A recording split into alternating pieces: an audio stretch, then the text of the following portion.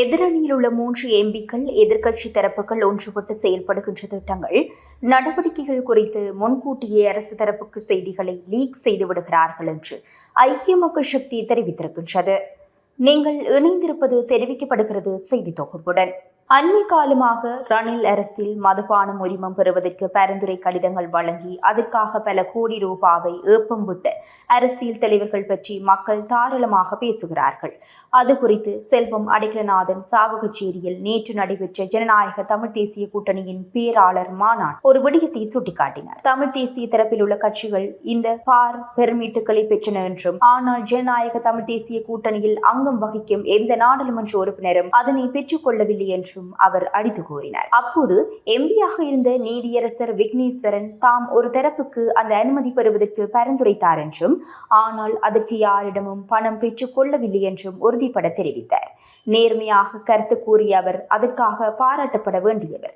அவருக்கு அப்பால் தமிழர் தரப்பில் அந்த பார் பெர்மிட் பெற்றவர்கள் யார் என்பதை ஊகித்துக் கொள்ள முடியும். கொழும்பில் போதைப்பொருள் குற்றச்சாட்டில் கைது செய்யப்பட்டு போலீஸ் நிலையத்தில் தடுத்து வைக்கப்பட்டிருந்த தனது காதலனை சந்திக்க சென்ற காதலி கைது செய்யப்பட்டுள்ளார்.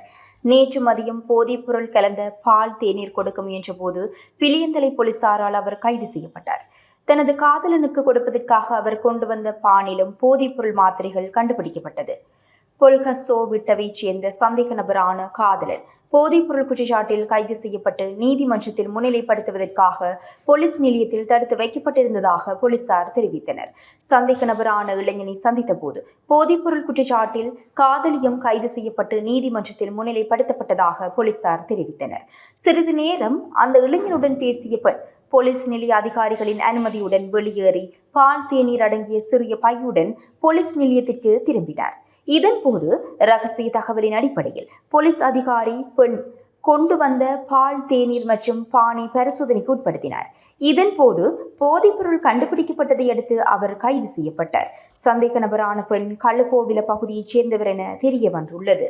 மின் உற்பத்திக்கான நிலக்கரி இறக்குமதியில் இடம்பெற்ற முறைகேடுகள் காரணமாக 767 கோடி ரூபாய்க்கு மேற்பட்ட இழப்பு ஏற்பட்டிருக்கின்றது என மின்சார சபையின் கடிதங்களை ஆதாரமாக குறிப்பிட்டு முன்னாள் அமைச்சர் பாட்டலி சம்பிக்க ரணவக்க பகிரங்க அறிவிப்பு விடுத்திருக்கின்றார். புதிய விநியோகஸ்தர் ஒருவர் மூலம் தரமற்ற நிலக்கரி இறக்குமதி செய்யப்பட்டதால் ஏற்பட்ட இழப்புதான் இது என்று கூறப்படுகின்றது. நாட்டிற்கு வருடாந்தம் 36 முதல் 38 கப்பல்கள் நிலக்கரி தேவைப்படுகின்றது.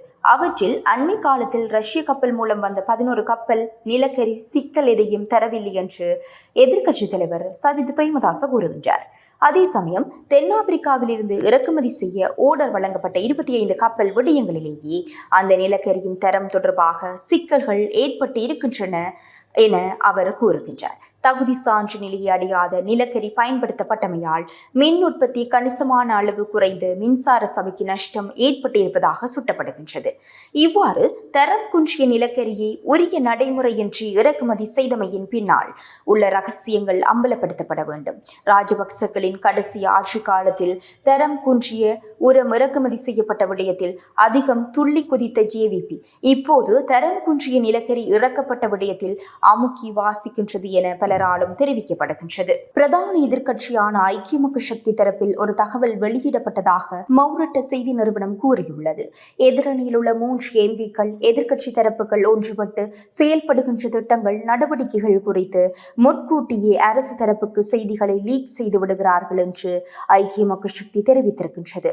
அந்த மூவரும் தங்களது ஐக்கிய மக்கள் சக்தியைச் சேர்ந்தவர்கள் அல்லர் என்றும், அவர்களின் இந்த நடவடிக்கைகள் காரணமாக எதிர்காலத்தில் எதிர்க்கட்சிகள் ஒன்று கூடி திட்டமிடும் அரசியல் நடவடிக்கை தொடர்பான கூட்டங்களுக்கு அவர்களை அழைப்பதில்லை என்றும் பிரதான எதிர்க்கட்சி தரப்பு தகவல் வெளியிட்டு இருப்பதாக அந்த செய்தி நிறுவனம் கூறியுள்ளது. இவர்களில் ஒருவர் வடக்கைச் சேர்ந்தவர். அவர் அரசாங்கத்தோடு சேர்ந்து இயங்குபவர் என்பது ஐக்கிய மக்கள் சக்தியின் தலைவர் உட்பட பலரும் சுமத்தும் குற்றச்சாட்டு. அவரது கட்சியில் இருந்தும் அத்தகைய குற்றச்சாட்டு அவருக்கு எதிராக உண்டு. அடுத்தவர் கிழக்கு மாகாணத்தைச் சேர்ந்தவர். அவரது அடையாளத்தை மௌர மாவட்ட செய்தி நிறுவனம் வெளியிடாவிட்டாலும் அவர் இன்னொரு சிறுபான்மையினத்தைச் சேர்ந்தவர் என்று தெரிகின்றது. மூன்றாவது நபர் தென்னிலங்கையைச் சேர்ந்தவர். தேசிய பட்டியல் மூலம் நாடாளுமன்றத்துக்கு வந்தவர். ஏற்கனவே பல நிதி மோசடி குற்றச்சாட்டுகளுக்காக நெருக்கடிகளை எதிர்கொண்டவர். இந்த 3 பேருக்கு எதிராக நிதி தொடர்பான பல்வேறு குற்றச்சாட்டுகள் முறைப்பாடுகள் இருந்தாலும் அவர்கள் மூவரும் அரசுடன் சேர்ந்து செயல்படுகின்ற காரணத்தினால் அவர்களுக்கு எதிரான முறைப்பாடுகளும் குற்றச்சாட்டுகளும் ஆட்சி பீடத்தினால் கிடப்பில் போடப்பட்டிருக்கின்றன என்பதுதான் பிரதான எதிர்க்கட்சியான ஐக்கிய மக்கள் சக்தியின் அதிருப்தியும் சீற்றமும் குற்றச்சாட்டும் என்று தெரிகின்றது.